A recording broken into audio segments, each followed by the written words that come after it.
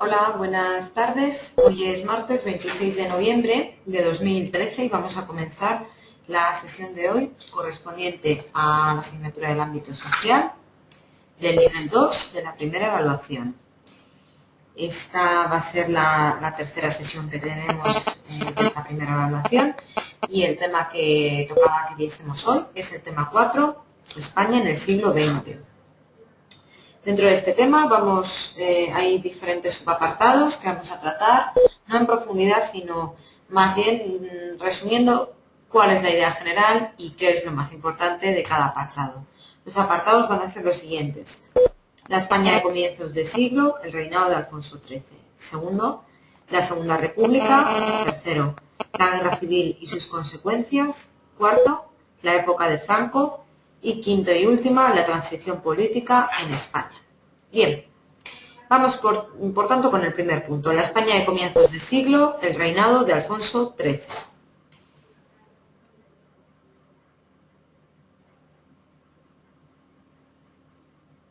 Tras la pérdida de las últimas colonias en ultramar, Cuba, Puerto Rico y Filipinas, el país queda roto y vuelto a sí mismo, es decir, está en contra de sí mismo. El sistema de turno pacífico de liberales y conservadores, el turnismo, instaurado en España, funcionó relativamente bien mientras vivieron sus respectivos fundadores jefes. Además del turnismo, sale a la luz un nuevo movimiento, el regeneracionismo. ¿A qué llamamos regeneracionismo? Al movimiento intelectual que entre los siglos XIX y XX medita objetiva y científicamente sobre las causas de la decadencia de España como nación. Conviene diferenciarlo de la generación del 98, que es un movimiento literario. Ambos movimientos expresan el mismo juicio pesimista sobre España. Los regeneracionistas lo hacen de una forma objetiva, documentada y científica, mientras que la generación del 98 lo hace de forma más literaria, subjetiva y artística. ¿Vale? Aquí está la diferencia. La idea base de ambos movimientos es la misma, pero la forma de expresarlo es distinta. Su principal representante fue Joaquín Costa, con su lema Escuela, despensa y doble llave al sepulcro del Cid. Es una nueva forma en la que se vierte la vieja preocupación patriótica por la decadencia del país. Su desarrollo a finales del siglo XIX es una consecuencia directa de la crisis del sistema político fundado por Cánovas en la Restauración. La alternancia de partidos, que había proporcionado al país una falsa estabilidad basada en su triunfo en las guerras carlistas, era ilusoria y se sostenía sobre la base de una gran corrupción política. El caciquismo, el pucherazo electoral y el triunfo de una oligarquía, es decir, gobierno de los más poderosos económicamente, habían relegado el papel motor de la burguesía a los reductos catalanes y vascos. España necesitaba en esos momentos un cirujano de hierro que acometa toda esta serie de proyectos. El dictador Miguel Primo de Rivera, con su golpe de Estado de 1923, pudo ser el cirujano. Pero vamos a ver cómo se produjeron estos hechos. En el año 1902 sube al trono Alfonso III, que era hijo póstumo, es decir, nació después de que muriera su padre, Alfonso XII, y de María Cristina de Habsburgo, que fue hasta la mayoría de edad, hasta los 16 años de Alfonso XIII, momento en el que fue declarado su mayoría de edad. Hasta ese momento, María Cristina, su madre, fue reina regente. En 1907 se casa con Victoria Eugenia de Battenberg, y cuando Alfonso XIII y la reina Victoria Eugenia regresan al Palacio Real después de la boda, sufrieron un atentado mediante una bomba escondida en un ramo de flores, lanzada por el anarquista Mateo Morral a su carroza. Las principales características del reinado de Alfonso XIII van a ser las siguientes: crisis en el año 1909 y en el año 1917.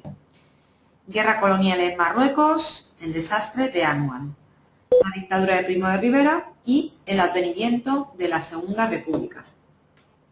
El 25 de enero de 1907 forma gobierno el conservador Antonio Maura, que pretende realizar una revolución desde arriba, eliminando el caciquismo que tanto daño estaba haciendo en España. Sin embargo, su intento se iba a ver truncado por problemas coloniales, esta vez en Marruecos. ¿Qué ocurrió? El 27 de julio de 1909, 2 años después, un destacamento de tropas españolas en Melilla sufrió un tremendo descalabro en el Barranco del Lobo. La intervención militar en Marruecos, que había comenzado con una operación de policía, comenzaba a complicarse en una guerra larga y costosa. Maura ordenó la movilización de los reservistas, de los militares que quedan en la reserva, lo que provocó fuertes protestas en Barcelona, proclamándose la huelga general y barricadas. Es lo que se conoce como la Semana Trágica de Barcelona, en la que el gobierno reprimió fuertemente la sublevación, con más de un centenar de muertos y 5 condenas a muerte. Esta crisis de 1909 obligó a Maura, el gobernador conservador, a dimitir. En noviembre de 1909, siguiendo el sistema de turnismo, forma gobierno el liberal Canalejas, quien obteniendo ciertos logros en Marruecos fue asesinado por un anarquista en pleno centro de Madrid sin darle tiempo a sentarse. Fue sucedido brevemente por el conde Romanones. En 1913 les llega de nuevo el turno a los conservadores, con Eduardo Dato a la cabeza. Hay que tener en cuenta que en 1914, paralelamente a esta época, estalla la Primera Guerra Mundial y Dato se apresuró a proclamar la neutralidad española, al tener el país sus propios y graves problemas internos. No convenía, por supuesto, ni mucho menos, embarcarse en un conflicto armado a nivel mundial de esa envergadura. Esta imparcialidad convirtió a España en el principal proveedor de los países beligerantes, lo que va a ayudar económicamente a España. La agricultura y la industria progresaron espectacularmente.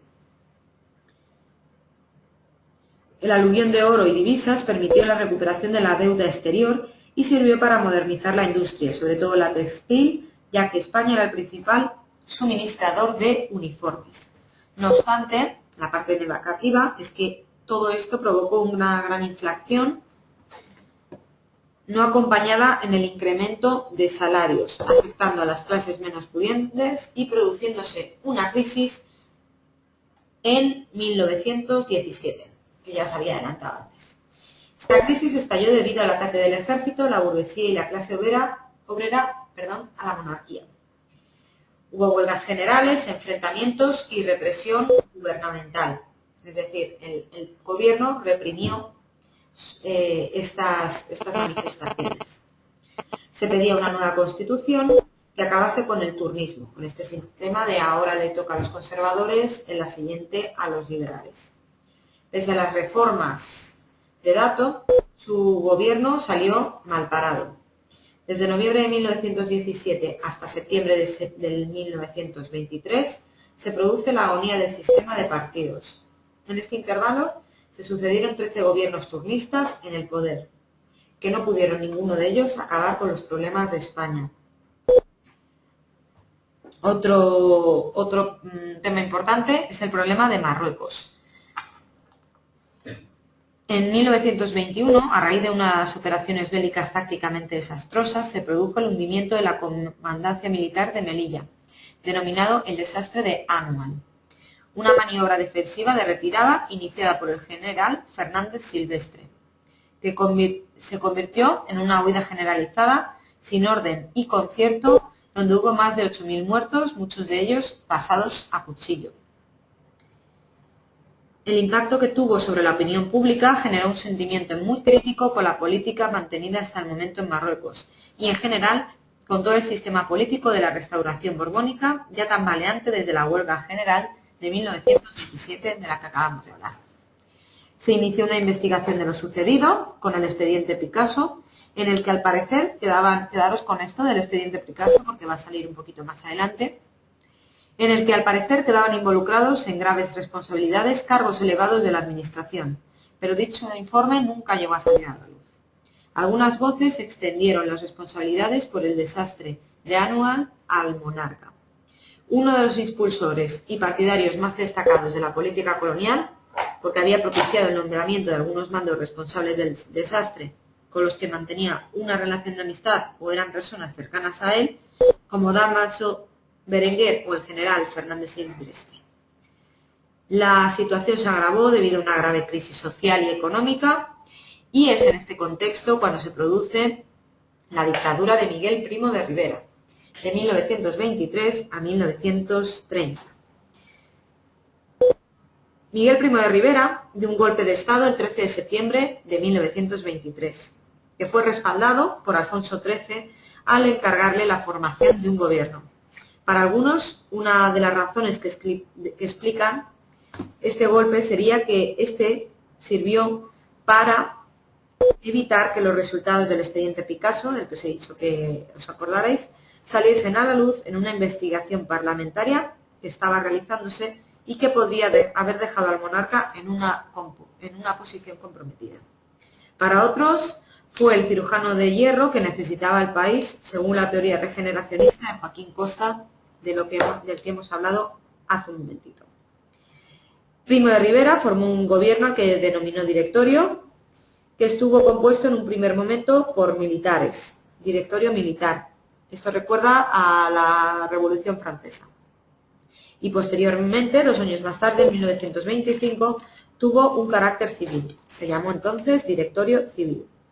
En Marruecos ordenó un repliegue general de las tropas y el abandono de las zonas de difícil defensa.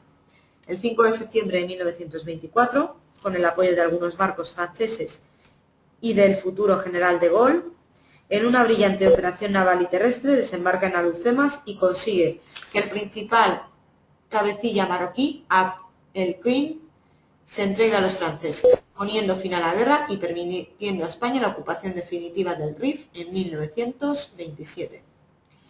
La dictadura de Miguel Primo de Rivera restauró el orden público, reprimió el movimiento autonomista catalán, puso fin a las huelgas, la CNT fue declarada ilegal y tuvo que refugiarse en la clandestinidad.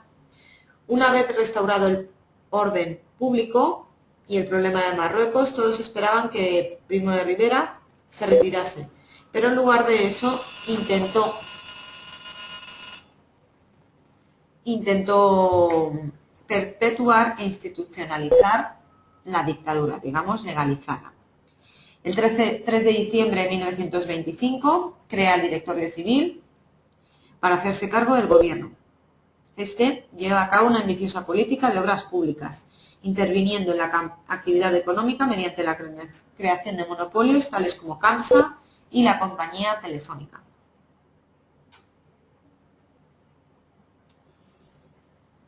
Bien, en 1929 se celebraron la Exposición Universal en Barcelona y la Iberoamericana en Sevilla, pero la oposición creciente que generó el dictador, especialmente extendida entre la burguesía catalana, estudiantes, intelectuales y el cuerpo de artillería, que intentaron sucesivos golpes de Estado, hicieron que Alfonso XIII apartase a Miguel Primo de Rivera del gobierno el 29 de enero de 1930, nombrando presidente del Consejo de Ministros al general Dámaso Berenguer, con la intención de retornar al régimen constitucional.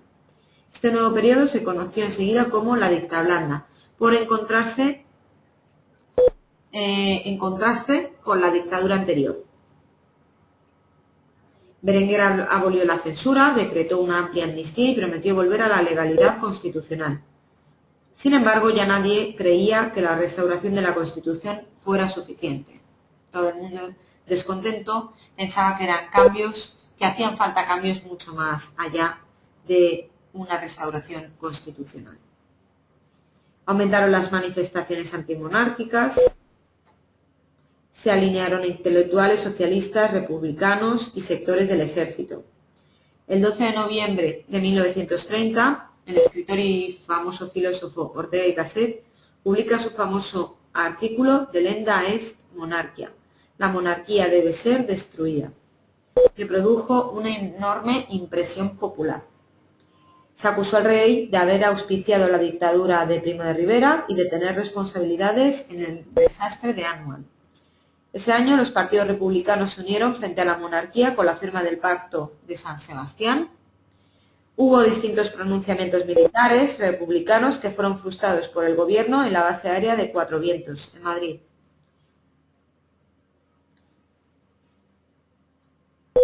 El 14 de febrero de 1931 cae el gobierno de Berenguer y la dicta Blanda, y el rey pone en su lugar al almirante Aznar, el cual convoca elecciones municipales para el 12 de abril de 1931. Vamos con el siguiente punto, la Segunda República. Aunque los monárquicos obtuvieron un resultado favorable, los candidatos republicanos triunfaron arrolladoramente en todas las grandes ciudades españolas, lo cual provocaba claramente el triunfo de estos últimos, de los republicanos, ya que el ámbito rural era poco significativo, pues estaba contaminado por el caciquismo. En Madrid los concejales republicanos triplicaban a los monárquicos y en Barcelona los cuadruplicaban. El rey Alfonso XIII, queriendo evitar un derramamiento de sangre, suspende el 14 de abril de 1931 el ejército del poder real y sale de Madrid a Cartagena, donde se embarca al destierro en Roma. Se marchó sin ni siquiera abdicar, hecho que haría en 1941 en su hijo Juan, falleciendo meses después. Constituida ya la Segunda República, vamos a observar varias etapas. Primera etapa. Se le denomina también bienio progresista. 2 años de gobierno progresista. Se caracteriza por ser una etapa de amplias conquistas sociales y se extiende desde el 14 de abril hasta septiembre de 1933. Estuvo regida por un gobierno provisional y por una coalición de partidos republicanos y el Partido Socialista. Es un periodo de algo más de 2 años caracterizado por el afán de intensas reformas sociales, profundo anticlericalismo, decidido empeño en acabar con la fuerza política que poseía el ejército y fomento de las autonomías regionales. Tras la crisis del gobierno provisional, abril a octubre de 1931, presidido por Niceto Alcalá Zamora, quien presentaría su dimisión, provocada fundamentalmente por las manifestaciones populares anticlericales. Desde diciembre de 1931 hasta septiembre de 1933, España estuvo gobernada por una coalición de partidos republicanos socialistas. Acción Republicana, Partido Radical Socialista y Partido Socialista. Se eligió presidente de la República a Alcalá Zamora y jefe de gobierno a Manuel Azaña. Sabéis que es diferente. El presidente de la República vendría a ser como el jefe de Estado. Actualmente en España el jefe de Estado es el rey, pero el jefe de gobierno es Mariano Rajoy. Bueno, pues durante la República hay dos posibilidades de organización en una república. Que el jefe de gobierno sea a la vez el jefe del Estado o que haya un jefe del Estado y un jefe de gobierno que sean distintas personas. La Segunda República se constituyó de esta segunda forma, es decir, había un presidente de la República, un jefe de gobierno que fue Alcalá Zamora y un jefe del legislativo, un jefe de gobierno, Manuel Azaña. Manuel Azaña dirigió todos sus esfuerzos a reformar el ejército, hacer aprobar y poner en marcha la ley de reforma agraria y resolver el problema de autonomía en Cataluña. En este contexto progresista se va a dar en el país una nueva constitución. La Constitución de la Segunda República Española supuso un avance notable en el reconocimiento y defensa de los derechos humanos por el ordenamiento jurídico español y en la organización democrática del Estado. Dedicó casi un tercio de su articulado a recoger y proteger los derechos y libertades individuales y sociales. Amplió el derecho de sufragio activo y pasivo a los ciudadanos de ambos sexos mayores de 23 años, sufragio universal. Residenció el poder de hacer las leyes en el mismo pueblo, que lo ejercía a través de un órgano unicameral que recibió la denominación de Cortes o Congreso de los Diputados. Y estableció que el jefe del Estado sería en adelante elegido por un colegio compuesto por diputados y compromisarios, los que a su vez eran nombrados en elecciones generales. Bien. Segunda etapa, conocida también como bienio negro. Se extiende en el tiempo desde septiembre de 1933 a diciembre de 1935. Tras la dimisión del gobierno Azaña, se hacen nuevas elecciones en noviembre de 1933. Dieron el triunfo a los partidos de derecha y centro, sobre todo a la Confederación Española de Derechas Autónomas, CEDA, presidida por Gil Robles. Se inicia un periodo conocido como República de Derechas o Bienio Negro. Bajo la presidencia de Lerroux, los radicales y la CEDA intervienen en los sucesivos gobiernos que suponen un freno a las reformas emprendidas en el bienio anterior. Fue una etapa caracterizada por el deseo de revisar la labor de gobiernos republicanos y socialistas y estuvo jalonada por la Revolución de Octubre y la congelación de la reforma agraria. Revolución de 1934. Fue un movimiento huelguístico revolucionario que se produjo entre los días 5 y 19 de octubre de 1934. Este movimiento estuvo alentado desde amplios sectores e importantes dirigentes del PSOE y la UGT, como Largo Caballero o Indalecio Prieto, y de forma desigual por la Confederación Nacional del Trabajo, CNT, anarquista, y el Partido Comunista de España, PCA. Los principales focos de rebelión se produjeron en Cataluña y en Asturias, aunque los sucesos más graves tuvieron lugar en esta última región. En Cataluña tuvo un carácter nacionalista, ya que Luis Companys, presidente de la Liga de Cataluña, proclamó el Estado catalán dentro de la República Federal Española, mientras que en Asturias tuvo un carácter de revolución social, encabezada por los mineros que llegaron a sitiar y tomar Oviedo, formándose la República Socialista Asturiana. Se atacaron puestos de la Guardia Civil, iglesias y conventos. Se apoderan de las fábricas de armamento. 10 días después de la sublevación, unos 30.000 mineros armados forman el Ejército Rojo. Desde el gobierno consideran que la revuelta es una guerra civil en toda regla, aún desconociendo que los mineros empiezan a considerar en Mieres la posibilidad de una marcha sobre Madrid. El gobierno adopta una serie de medidas enérgicas ante la petición de Gil Robles, comunicando a Lerroux que no se fía del jefe del Estado Mayor Gen. Los generales Godet y Franco, que tenían experiencia al haber participado en la represión de la huelga general de 1917 en Asturias, son llamados para que dirijan la represión de la rebelión desde el Estado Mayor en Madrid. Estos recomiendan que se traigan tropas de la Legión y de regulares desde Marruecos.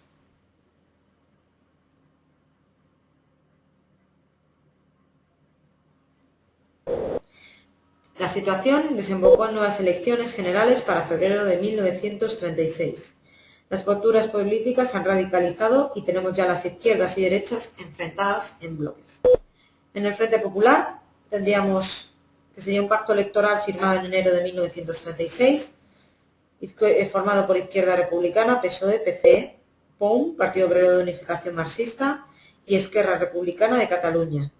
Agrupaba a todas las izquierdas y la CNT, con muchos presos en la cárcel, no pidió la abstención y apoyó de forma tácita a la coalición de izquierdas. Por otro lado, la coalición de grupos de derechas, formada por la CEDA, Renovación Española, acudió con el programa basado en el miedo a la revolución social. Falange, de José Antonio Primo de Rivera, hijo del militar Miguel Primo de Rivera, y el PNV se presentaron por su cuenta.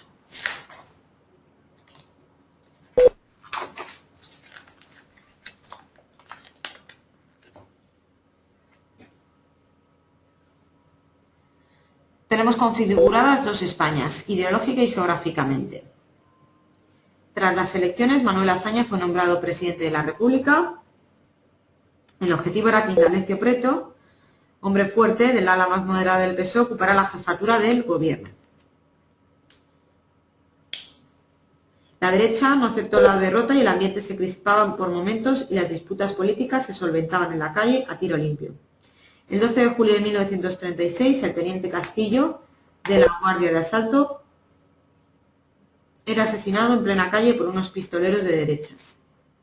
La reacción no se hizo esperar. Aquella misma noche, una patrulla de asalto sacó de su casa a José Calvo Sotelo, líder del partido de derechas Bloque Nacional, matándole a tiros pese a su inmunidad parlamentaria. La conspiración golpista, que estaba en marcha desde hacía varios meses, no aguantó más. El 17 de julio de 1936, las tropas de la Comandancia de Melilla se sublevan contra el gobierno de la República. Y el 18 de julio, el alzamiento militar había triunfado en Marruecos y Canarias. Empieza la Guerra Civil. Hubo un alzamiento rebelde en Galicia, León, el norte de Castilla y Navarra, casi todo Aragón, Cádiz y alrededores de Sevilla, Córdoba y Baleares. El gobierno republicano mantuvo el control en el centro y sur de Castilla, incluyendo Madrid, Cataluña, Valencia, Murcia, casi toda Andalucía, el País Vasco, Asturias, Santander y Extremadura. Vamos a ver a continuación las principales fases de la Guerra Civil. Batalla de Madrid, entre 1936 y 1937. Campaña del Norte, se centró en la toma de Bilbao.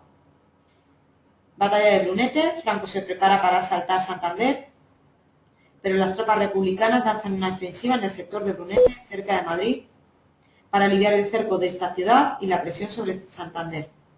Conquista de Santander, después de Brunete se reanudan las operaciones contra Santander, que culminan el 26 de octubre de 1937, con la entrada de las tropas nacionales en la ciudad.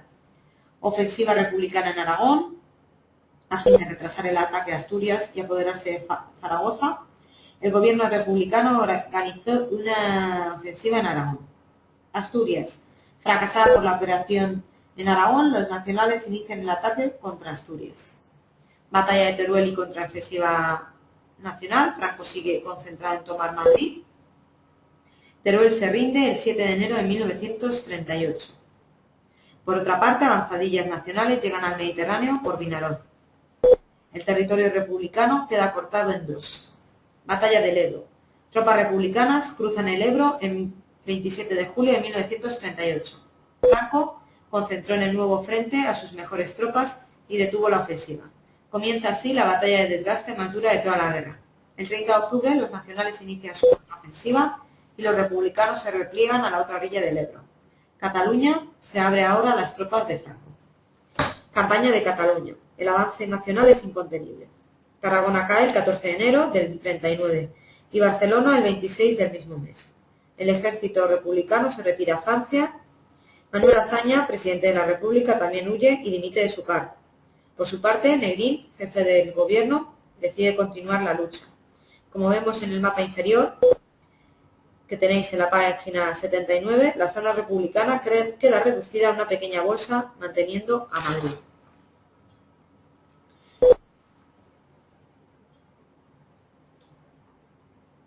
El último parte de la Guerra Civil Española, firmado por Franco, publicado el 1 de abril de 1939, día final de la guerra, es un breve texto muy popular en España que reza lo siguiente. En el día de hoy, cautivo y desarmado el Ejército Rojo, han alcanzado las tropas nacionales sus últimos objetivos militares. La guerra ha terminado. Esta sería, por tanto, la declaración del fin de la guerra, el 1 de abril de 1939. Consecuencias de la Guerra Civil. Las consecuencias de la Guerra Civil han marcado en gran medida la historia posterior de España, por lo excepcionalmente dramáticas y duraderas, tanto las demográficas, aumento de la mortalidad y descenso de la natalidad, como las materiales, destrucción de las ciudades, de la estructura económica, del patrimonio artístico, intelectuales, fin de la denominada Edad de Plata de las letras y ciencias españolas, y políticas, la represión en la retaguardia de ambas zonas, mantenida por los vencedores con mayor o menor intensidad durante todo el franquismo y el exilio republicano, y se perpetuaron mucho más allá de la prolongada posguerra. El número de muertos en la guerra civil solo puede ser estimado de manera aproximada. Las fuerzas nacionalistas pusieron la cifra de 500.000, incluyendo no solo a los muertos en combate, sino también a las víctimas de bombardeos, ejecuciones y asesinatos. Exilio forzoso de muchos represaliados antes, durante y después de la guerra es muy difícil de cuantificar. Las repercusiones políticas y emocionales de la guerra trascendieron de lo que es un conflicto nacional, ya que por muchos otros países la guerra civil española fue vista como parte de un conflicto internacional que se libraba entre la religión y el ateísmo, la revolución y el fascismo. En cuanto a la política exterior, el final de la guerra civil supuso el aislamiento de España y la retirada de embajadores de casi todo el mundo. Solo unos pocos países mantuvieron relaciones diplomáticas con España desde el final de la Segunda Guerra Mundial hasta el inicio de la Guerra Fría. A partir de los años 50, las relaciones internacionales españolas, con el apoyo de Estados Unidos, pasan a ser casi normales, salvo con los países del bloque soviético. Finalizada la guerra, se abre en España el régimen franquista, que se extendió a lo largo de casi 40 años. Época de Franco, de 1939 a 1975. Franco suprimió los partidos políticos y creó una única organización política legal llamada Falange Española Tradicionalista y de las Mons, unión de la antigua Falange Española y de la Comunión Tradicionalista, de los carlistas. Se trata de un régimen con gran concentración de poderes en una sola persona, una dictadura, el caudillo, convertido ahora en la paz en el jefe del Estado, que a su vez lo era del gobierno y de los ejércitos de tierra, mar y aire. Nacimiento de un nuevo régimen totalitario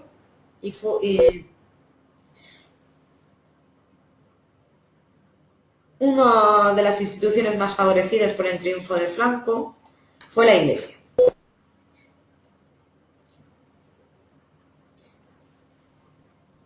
España durante la Segunda Guerra Mundial se mantuvo neutral, aunque no pudo evitar Franco su simpatía con la Alemania nazi y la Italia fascista.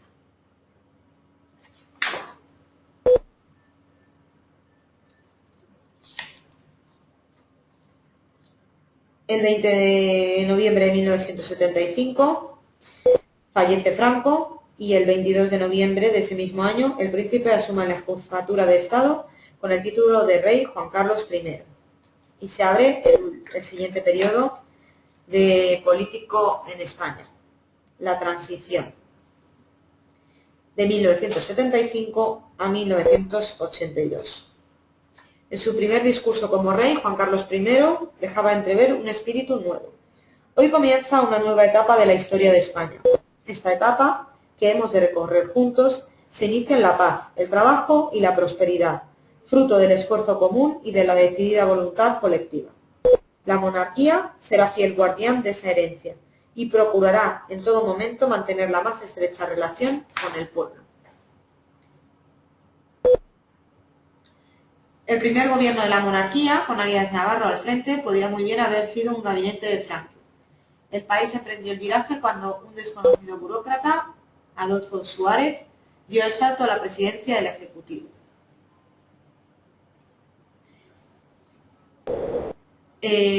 Importante, por supuesto, la Constitución de 1978, nuestra actual Constitución. Uno de los mayores logros fue la creación de la España de las autonomías, atendiendo a las reivindicaciones históricas por parte de catalanes, sobre todo por parte de catalanes y vascos. Se ratificó el 6 de diciembre de 1978, sancionada el 27 de diciembre y publicada en el Boletín Oficial del Estado en el BOE el 29 de diciembre.